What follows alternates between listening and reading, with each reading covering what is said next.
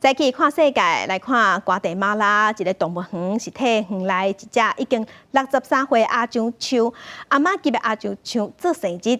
这只象是对马戏团互救出来的，佮因为这只象捌互翕到讲，伊捌去救过一只跋落水的羊仔，所以伊伫网络真红。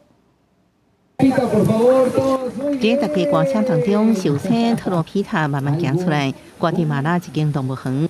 为唱特罗皮塔庆祝63岁生日，特别准备2个真大的水果跟2个，要互伊好好吃一顿。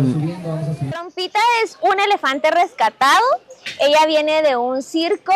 特罗皮塔是一只阿犟象，2008年为马戏团到拉奥多拉动物园，10年来正做这的动物并且甲羚羊住伫同一区。2021年，佮因为一段影片伫社群网络红起来，有网友翕到特罗皮塔发现游乐一个水池，紧张甲叫人过来，佮用长边加手机想要救羊，互网友学到有灵性。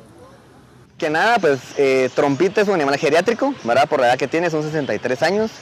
Ellos tienen un rango de vida entre los 50 a 70 años y está registrado que el animal más longevo de esta especie ha llegado a 82 años, ¿verdad? En cautiverio. 这阿犟象平均寿命是48岁，目前被列入国际自然保护联盟的濒危物种。不少家长趁一个假期，带囡仔来动物园，到底庆祝特罗皮塔63岁生日。公视新闻江文编辑。